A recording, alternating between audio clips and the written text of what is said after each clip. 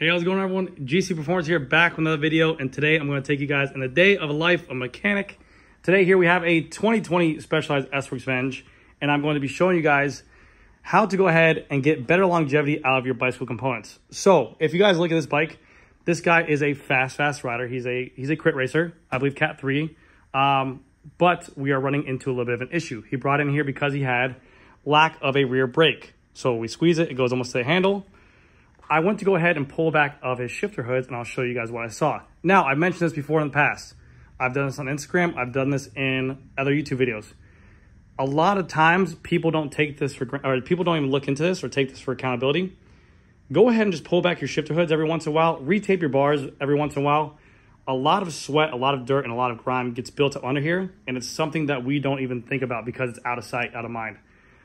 If there's one thing I could definitely recommend, doing this ever so often, clean out with some isopropylene alcohol. Just be on top of it. It will definitely prevent corrosion from happening and make the shifters have better longevity. So let me go ahead and show you guys. So this is the result of pulling back the shifter hoods, and as we can see, we have here a ton of corrosion. Now, this is actually normal here in South Florida. Like I mentioned before, we're in a very humid place, a lot of salt in the air, a lot of corrosion, and the riders do sweat a lot, which is nothing new or crazy. But the issue of why this brake is causing this to have a bad bleed on here is if we look and take a deeper dive into here, that's the O-ring for the bleed port. And if we even look even more in there, there is no more bolt head. It's getting eaten away by corrosion. So this, to be honest with you, just for full transparency, this is salt, sweat, and corrosion pretty much. And it basically just builds up like a gunk. And it's almost just literally eating away at this screw. To show you what a normal bolt head looks like on the other shifter, this one we replaced recently, which we replaced on his bolt head on here because it was going through the same thing. I'm gonna pull back this shifter, and you can see there's already some corrosion building up here again, but that is what a normal bolt head looks like.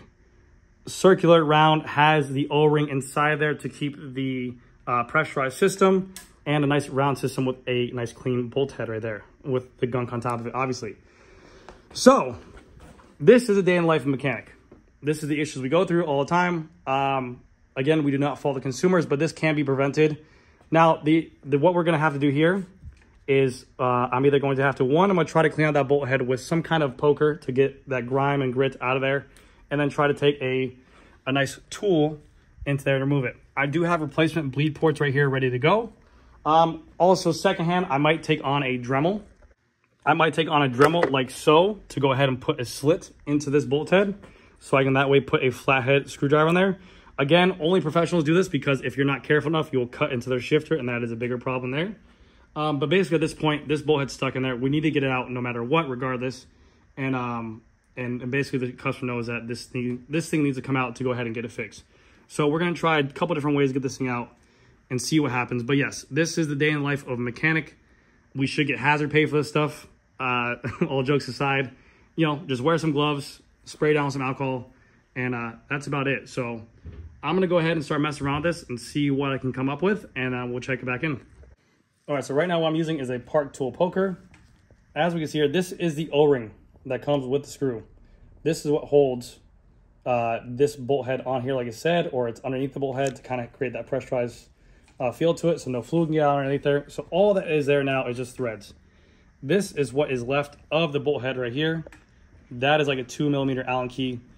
I'm basically gonna go at this with some alcohol and kind of poke at this stuff and see if I can get the corrosion out of here to go ahead and then get a screw in there or a tool. So let me see.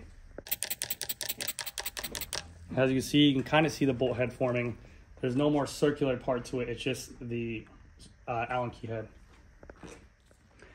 All right, so this is the aftermath of the shifter, of what everything happened. We broke out a Dremel, a hammer, a screwdriver, a pick, a T8 as well to try to get some bite on this bolt head.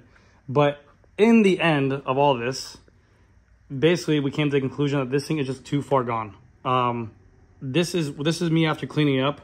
Again, literally there's no bolt head left on there.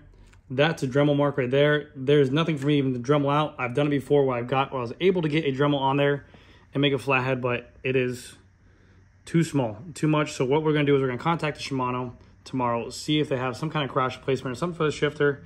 And basically it was just the time of the customer had his usage on the shifter, and sometimes just negligence to parts can cause this to happen. I mean, there's nothing more you can do to this shifter.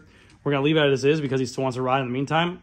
I mean, worst case scenario, if it's my own bike and I didn't care about riding it right away, I might be able to drill a hole in there. But again, this is what you're working with these fine parts, the bicycle parts. These are so soft and so small that literally you got about 2 threads on there. And if you drill into it to make a bigger hole, it literally just gives away. I'm using this flathead on here to even go at it. And this bolt literally just crumbles. This is all the corrosion on there. I cleaned up everything. It just crumbles under anything. The parts are so soft. So the best thing that Shimano did was they changed their 12-speed stuff to a normal size Allen head and actually are able to get a bolt in there, because a 2mm Allen key is horrible. They actually put a 3mm now on there, so it's much more easier to use. So that was one thing that I do like about Shimano. But this is yeah, this could have been preventive if you just do some preventative maintenance at home with some spraying some alcohol here.